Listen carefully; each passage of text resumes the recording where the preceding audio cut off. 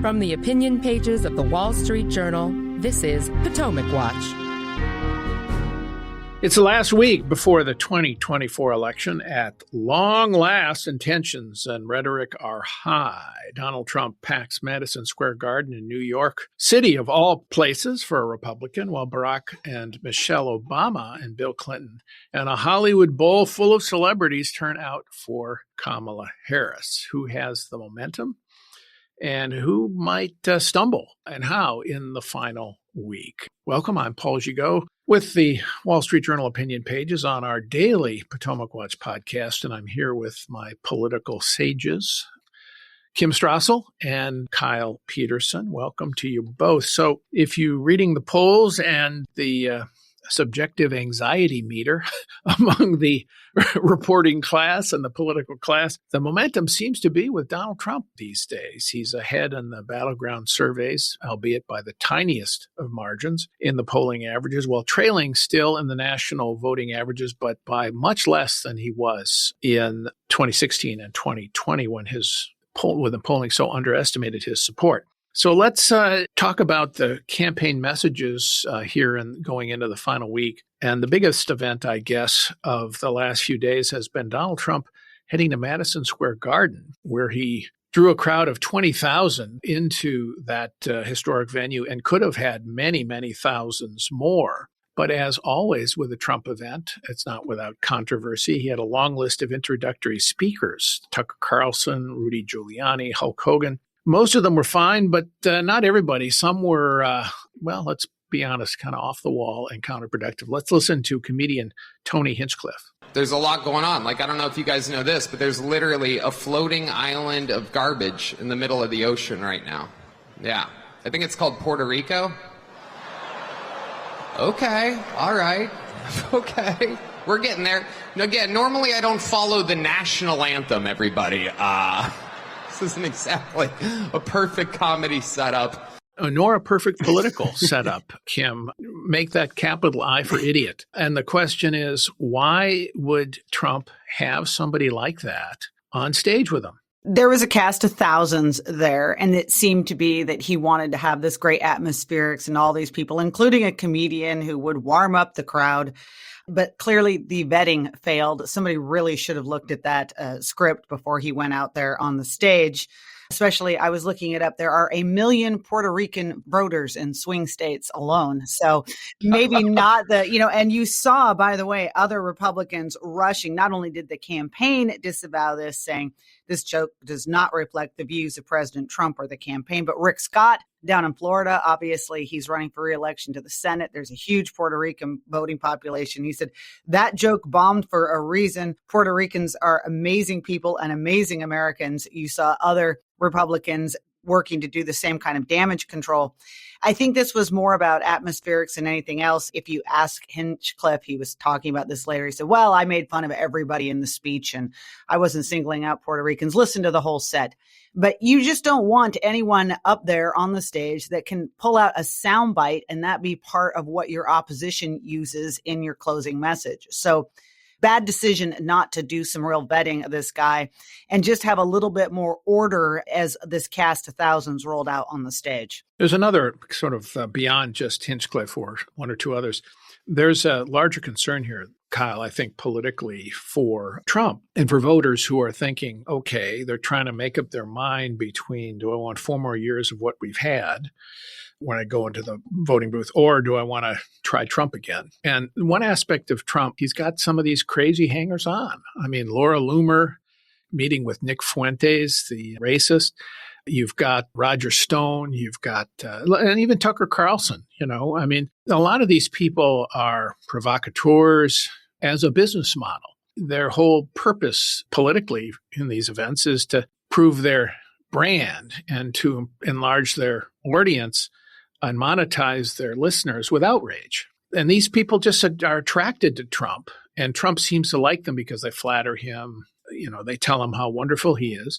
And yet it turns off a lot of people who are swing voters who say, do we really want to do this for another 4 years? I think that's true. I think that he likes the spectacle. He likes putting on a show.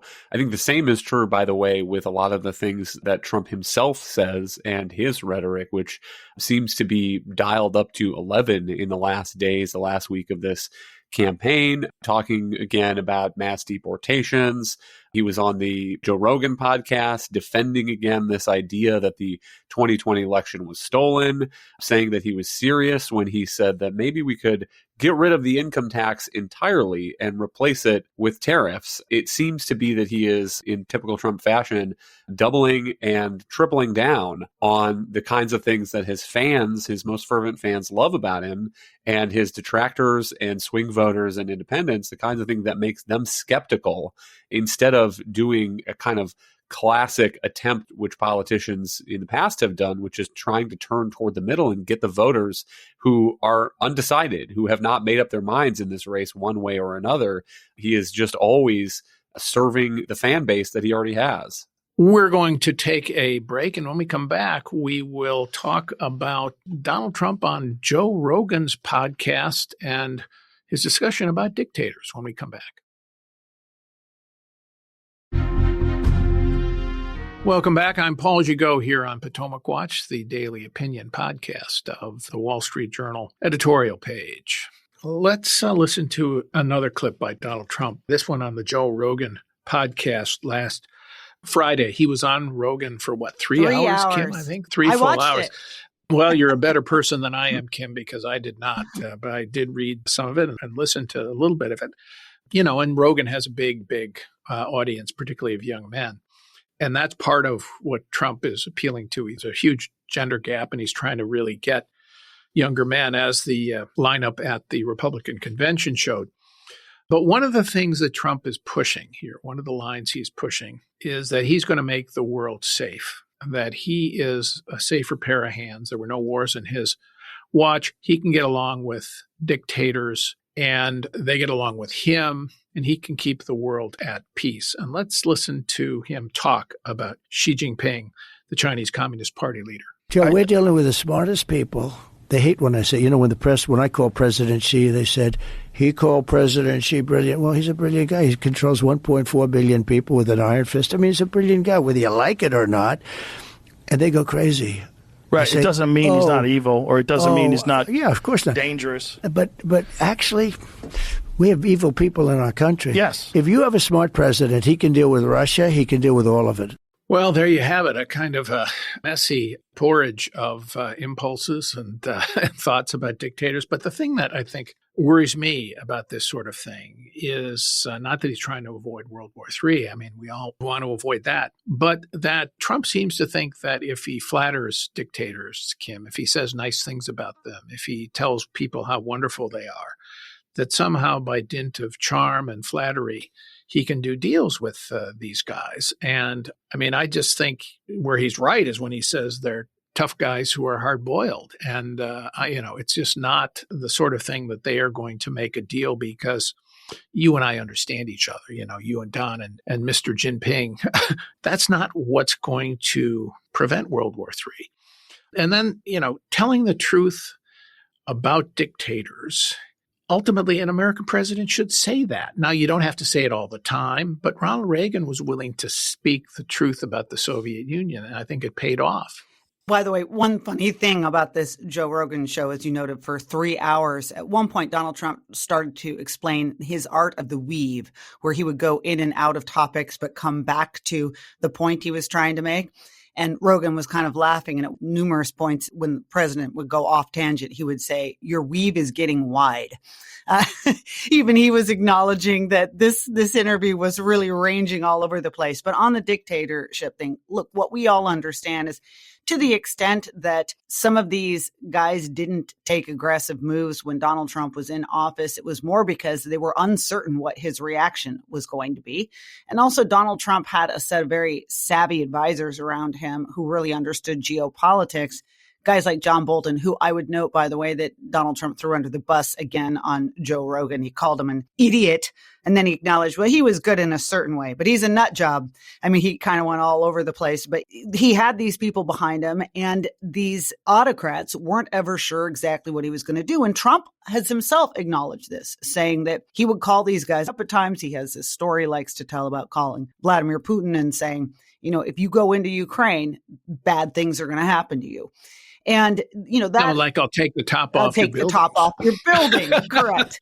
I'm not sure that conversation I don't ever think really it probably happened, ever really happened. But my point here is that even Trump seems to understand at times that the question is strength. Then the issue becomes, you can flatter yourself by thinking it's because you have good relationships, but that's not really how it works. And that's one of the fears of this. Is my fear about a Donald Trump reelection is that he's going to go back in and he's not going to have that crew of folks around him. And when you listen to the Rogan show, you get a sense of Donald Trump's pure impulses. They go into his head and they come out of his mouth.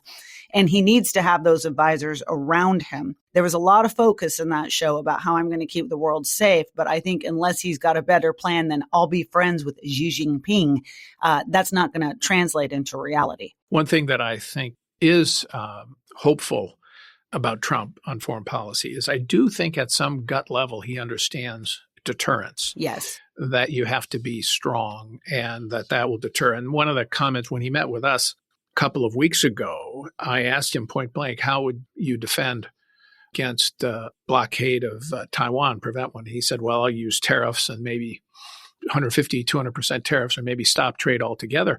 And I said, would you use military force? And he said, I won't have to because he respects me and he knows I'm effing crazy. Mm-hmm. That's a direct quote. He knows I'm effing crazy, which suggests the unpredictability and keeping adversaries on edge. And Mike Pompeo, who was a Secretary of State, told me once that in his experience, Trump's unpredictability did serve well in foreign policy during his first term. The question is, unpredictability can lead to instability at some stage if it just runs off the rails, Kyle. Yeah, and to the point that Kim was making about these advisors around him, part of their role in the first Trump administration was stopping that unpredictability from going off the rails. The Trump thought of, let's invite the Taliban to Camp David. His continuing talk sometimes about, should we withdraw from NATO? Should we take U.S. troops out of South Korea? Is Taiwan even worth defending? And then the whole bit about how he still is talking about how he's going to solve the Ukraine war before he even comes into office, he continues to say, without really explaining a plan. So, I agree with you that the unpredictability has a deterrent value.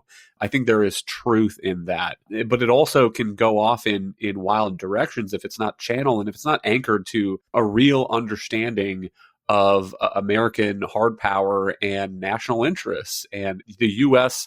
has interests around the world that are broader than what a sort of narrow nationalist view tries to think they are. So the key point there is Kim's about who would be in the administration. You've got a lot of chatter about Tom Cotton, the Arkansas senator, maybe going to DOD. That'd be a good move in my view. Or you've got Senator Hagerty of Tennessee, possibly going to state, former ambassador to Japan.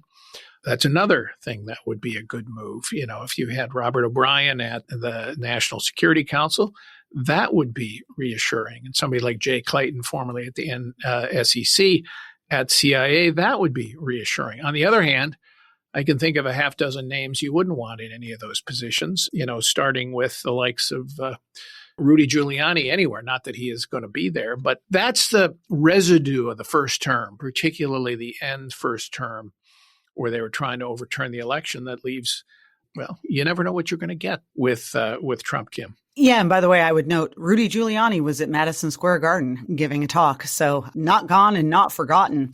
But, on the point here about those who could be around him and some of those good names you mentioned, the one thing I would point out is we've seen over the past few years, the press trying to make it a mark of shame if you continued your association with Donald Trump. And every Republican out there had to make that choice, especially over the past year as primaries were going on, is did you try to maintain that relationship or did you not? And look, a lot of the folks that have tried to keep open lines and remain on good terms with Trump, they've been beat up for doing it. But these folks are the people that, if they're going to come into the administration, have the best shot of keeping that administration on the straight and narrow. So I guess you can look at it a different way, that they care about their public service enough that they wanted to be involved in what they saw might be another inevitable Trump administration.